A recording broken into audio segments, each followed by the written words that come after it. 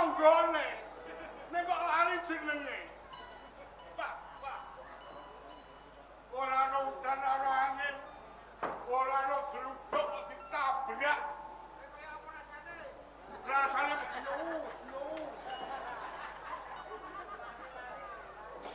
Ki mau sapa ya?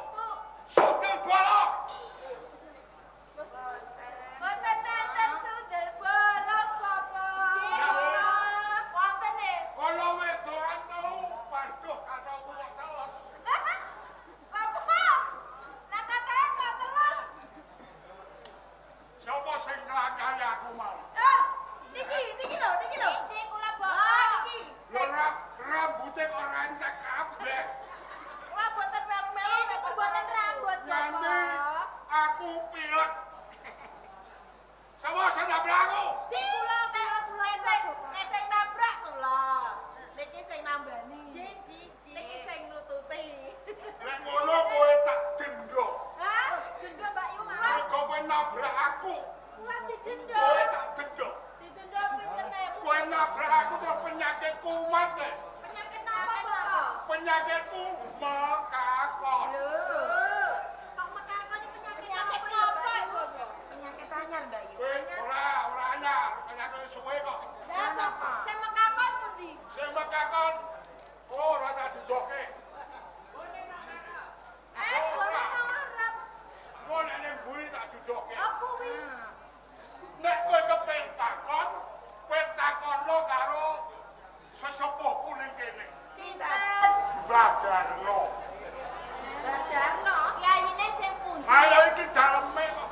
Daleme. Lah Mbah Darno ya putrane Pak Care karo Pak Mantan. Ngoten to, Bapak. Kowe kok tak ngakak. Eh, Bapak. eneng apa iki cah wedok sing medoki tondo. Wong dalan suwe lambane. Lho kok tabrak wong aku ya beguguk semene gede kaya kebo meteng ngene. Mboten ketinggal. Wis wau kula kesusu. Taman niku sing luput jenengan. Lho kok sok luput ki Oke, aku? wong kula niku rak mlayu, kesusu. Layune niku mundur. Lah niku kan jenengan mboten ngertos, nggih kula tabrak. Lho, sing luput niku sampean kudune ngerti ana wong mlayu jenengan minggir. Nggih, Bapak. Dadi ke aku tabrak nah. Tabrak di. Lho tesih kiat jenengan, tapi kula tabrak. Nggih. Tesih kiat. Lho carane lho. Carane ndolane ndi, Bapak? Tak tukono obat ah. Obat apa? Obat ning ngene kono ning ngene. Undi. Kono lho. Undi. Hah? Undi. Ora ora. Mboten ngertos. Ora ora. Mboten. Obat apa, Tak Bapak? tukono obat. Aku duwe obat. Jenenge sastra jenggira. Lho, ngono sastra, Mbak Yu. Aku tak ombe terus jenggira. Lah iki nek sing digiram niku napa meleh? Yo sikile iso jatah obok ngene. Oh, sih. Kok anggap apa? Hah? Sing jenggira kok anggap apa? Kula kira sikile. Yo sikilku loro kok. Nek jenggira yo dadi telu sikile. Malah terus to dina. Apa, Bapak? Niki cilaka. Cilaka napa cah? Niku wau kula kali adi-adi niku ra sami gladen. Lho Kakang Joko Warono niku Napa karo panjenengan perintah? lho. Layak wani iki. Ora perintah Bapak. Nggonku perintah Warono kuwi ora kok supaya ngrodo panungsa karo kowe ora. Supaya nuwun pamit. Mergo dene tak perintah ana ing Jepara. Alah. Niku jebul Kakang Joko Warono malah ngapusi. Ngapusi piye? Iku wau kandhane Bapak. Iki adi-adiku sak patrine. Kakang kuwi duwe ajije kawijayan sing sekti. Tak lupunturi aji ning ana pitukane. Apa? Paton kuwe wong telu gelem dadi bojoku. Warono kuwi kono. Anjir. Sing kowe? Anjir. Mustahil. Saja. Ala boten ngapusi Bapak. Malah kaporo Bapak. Kula diomong mawon Kakang Joko Warono. Kowe diawat-awat. Kula diomong mawon Bapak. Apane nduk sing diawat-awat? Iki diomong apamu? Iki diomong iki lho Bayu. Apa? Lah iki.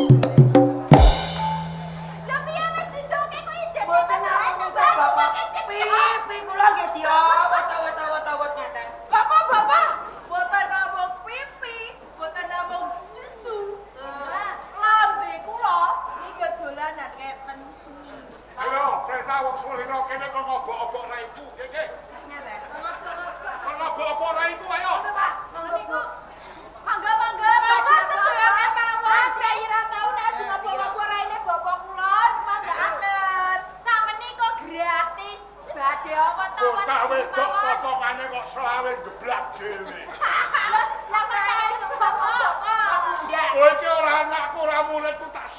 dhewe malah. Mentolo Jeken ya. Bapak saestu. Yo gambring mangan lo enggak? Nah, saya ngerti, Bapak. Lipat peteng ora itu.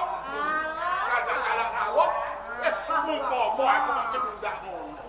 Depo. Ucape piyayi ing ratamu. Nggih, pripun? Aku darani tuwa-tuwane kapok. Sing napa sih, Bapak? Tuwa kapok iki dhuwur mabluk, ngisor isih ngamuk. Lho, pundi Bapak? Pundi? Sing tadi ngamuk pundi Bapak? Ngisor-ngisor. Kan nggih pundi? Ngisor panggung, ngisor panggung. Ngisor panggung. Bapak saestu. Niku mau Kakang Joko Warna ajeng tresna kula kali adik-adik kula. Gandeng boten purun, kula niki dioyak nggih. Nggih, Nggih, tangan. nggih, Bapak.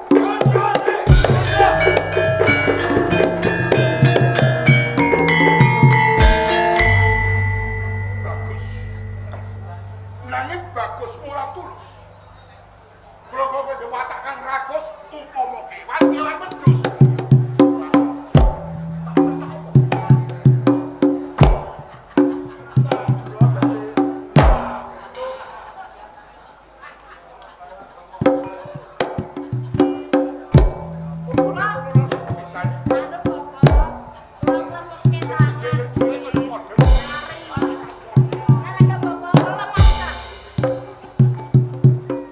Padha dene lanang wedok padha iki. Pegel-pegel.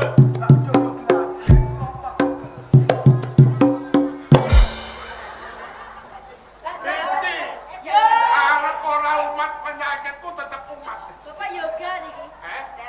Tetep tak sok. Bapak, ampun. Ha iki lah sagokku lemes kok. Yo sagok iki sing kaku. Bahaya niku, Sok, Bapak. sok.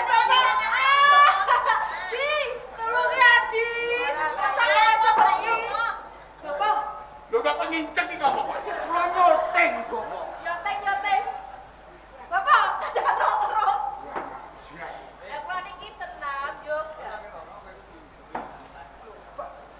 Halo. Sing langsung prenteng. Ateges kowe mi gatekke marang pituture wong tuwa. Ning ngenani kabutan pribadi, muja murka. Nuwun sewu, Bapak. Rikala semanten teng Agung panjenengan ngutus kula sepatus pamitan. Kula pamitan kali Candra-Candra namung kemawon. Sasampunipun kula menika badhe tindak wonten Jepara, piyambake nembung tresna kali. Dadi setembung ora kowe. Nggih, Ning kandha-kandhane. nggih. Mulat to salira rasa wani ditepake. Lungguhmu iki apa? Iki murid. Sapa warono? Warono kadang bupati saking ayumu apa piye?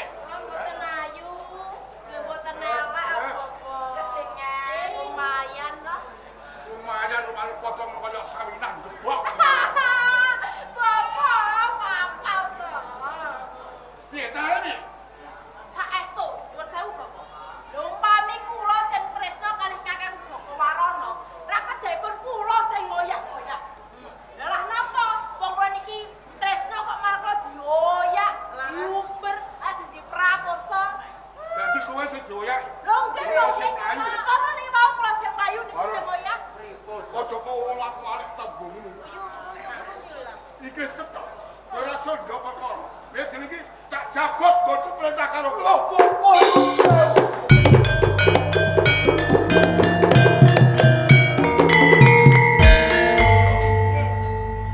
Warono prai. Prai. Gaweane warono tindake wong telu. Warono kowe ganti gawe wong wedok telu iki. Siji masak, omah anu resik-resik, umbah-umbah. Mbak. Wah, cocok Bapak. Kula niku mbah-mbah. Iya, Kakang. Masak. Masak. Resik-resik. Resik-resik nyapu. Aja lali. Apa? Nek sampean ngumbahi, aku titip. Titip apa? Nah, batu. Kula Ya, dorene. kok. Aku go titip Kakang. Titip apa? Kotangku. Kotang. Kowe kon ngumbah badan hukum. Apa niku, Bapak? Badan hukum. Badan hukum. BH. BH badan hukum. Iya.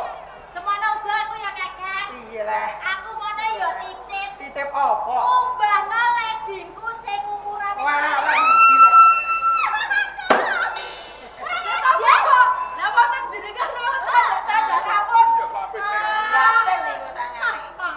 kok lumbah-lumbah tutup cendol. Loh, nah kok tutup cendol, Bapak?